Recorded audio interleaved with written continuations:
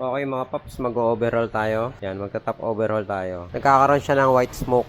Yan. Pag merong white smoke, ibig sabihin nun, nagsusunog siya ng langis. May pumapasok na langis dun sa combustion natin. Yan. Okay, so titignan natin yung loob kung saan nanggagaling yung langis. Kung dun sa piston ring or dun sa valve seal. Yan. Tara, buksan natin yung head natin.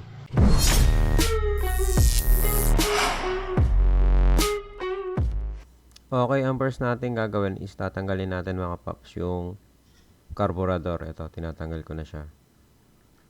Yan, tanggalin natin. Meron diyang dalawang 8mm na bolts. Yan, tatanggalin lang natin siya. Then, after nating matanggal yung carburetor, sunod natin yung duo cap dun sa may stator side para matiming natin siya. Tatanggalin natin yung dalawang takip dyan. Okay, after nating matanggal, ita-top dead center lang natin siya. Itatapat lang natin yung letter T dun sa may marking dito sa gilid. Yan, merong marking dyan. And then, para makasigurado tayong top dead center, kailangan natin tanggalin yung camshaft cover, ayan, cam gear, para makita natin kung nakatutok yung marking niya dun sa top dead center. Ayan, kagaya nito mga paps, naka top dead center na yung crankshaft natin dito. Pero doon sa cam gear natin is hindi pa siya nakatutok doon sa marking. Kaya ang gagawin natin dyan is i-rotate pa natin siya ng isang beses para tumapat siya dito sa marking niya dito sa may cam gear natin. Ayan, dito, ayan, meron dito. Ayan, nakatapat na siya. And then, check natin doon kung nakatapat na yung letter T. Okay, pagka nakatapat na dyan yung letter T, tsaka dito, nakatutok na din doon sa marking, ibig sabihin niya, naka-top dead center na yan. Then, tanggalin natin yung tensioner. Okay, pwede na natin i-next tong 8mm na bolt dito sa cam gear natin. Ayan. Ayan, after natin matanggal, pwede na natin isunod tong 8mm na bolt. Ayan, sa block. Ayan, meron dalawa yan na 8mm na mahaba. Tanggalin lang natin. Okay, next na bolt na tatanggalin natin. Ito, meron ditong bolt. Hindi siya bolt parang cap siya na 12mm sa may head. Tatanggalin lang natin yan. Bali, 4 yan.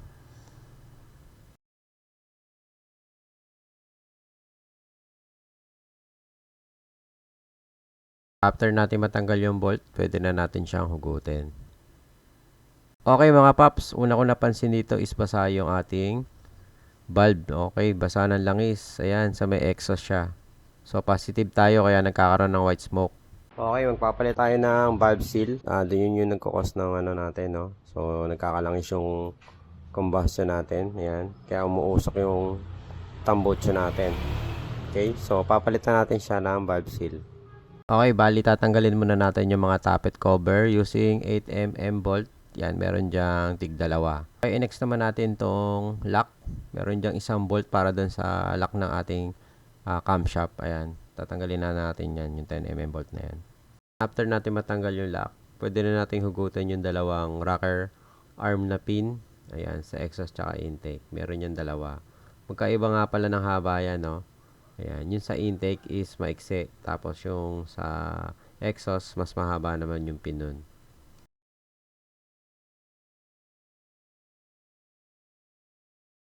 Okay, pwede na nating hugutin yung camshaft natin.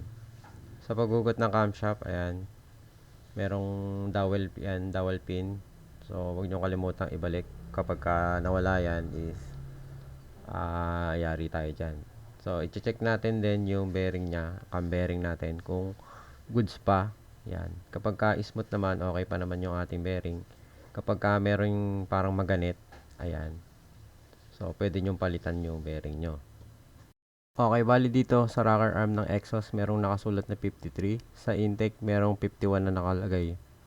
Okay mga paps, sa pagtatanggal ng valve natin. Okay, so meron tayong ginagamit na special tools. So, ito yung pang-adjust ng valve or pagtanggal. Yan. So, check nyo na lang sa description kung saan nyo siya pwede mabili. Yan, lalagay natin. Okay, bali itong rubber na to, ilalagay natin siya dun sa ilalim. Gagawin natin siya pang tukod. Ayan. And then, next natin gagamitin itong malaking butas. Yan. Kasi isa yung may nguso. Ayan. ito yung pang tanggal ng lock. So, ituturo lang natin dun sa valve lock. Ayan, tapos ipupush lang natin siya or pwede nyo siyang pupukin para matanggal yung lock.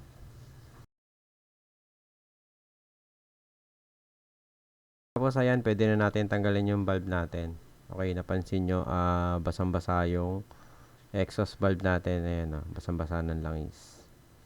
Then, next natin tanggalin yung intake naman. Intake valve. Ayan. So, ito, tuyo siya. Okay, dito kita na natin yung valve seal. Pwede na natin siyang palitan. Okay, paano nyo malalaman kapag kapalitin na yung oil seal or maluwag na yung oil seal? Ito yung pinalitan ko. Yan. So, yung isa dito, sira, naglilik na. Yung isa dito, ayos pa. Okay, hanapin natin kung saan yun. So, ganito yung pag-check nyan. Kapag maayos pa yung oil seal, yan, try natin ipasok.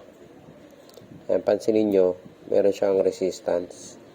Kahit lubricated yan, dapat may resistance siya. Gaya nito, ayan, inaalog ko siya. Hindi siya nahuhulog. Ayan, hindi siya nahuhulog. Ayan, hindi siya nahuhulog. Ngayon, kapag kasira na yan, maluwag na, at kailangan na ng replacement, ganito yung itsura niyan. Okay, so ayan. Pansin nyo, nahulog agad siya.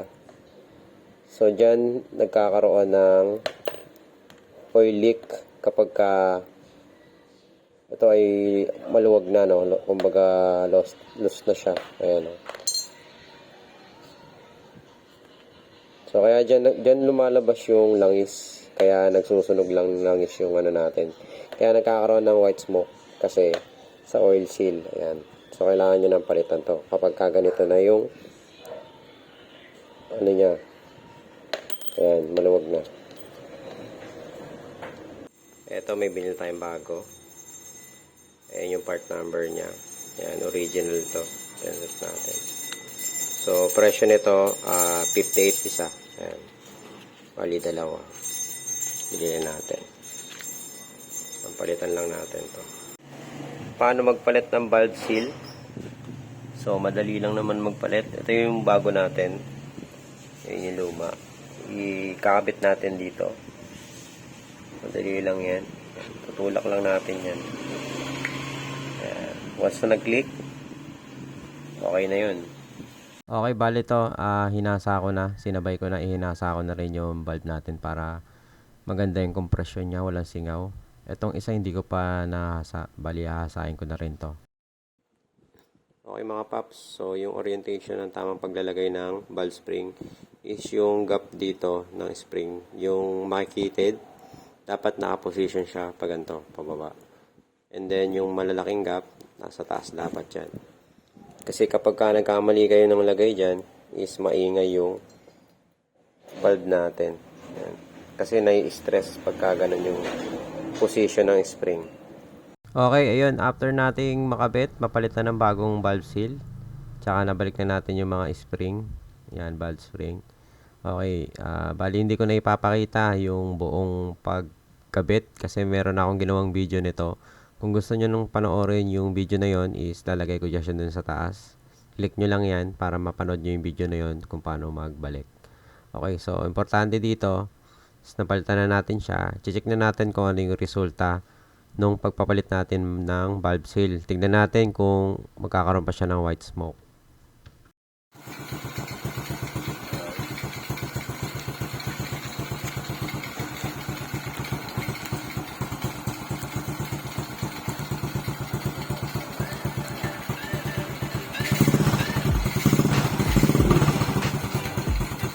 Ayan mga paps, bali wala na siyang usok. Ayan.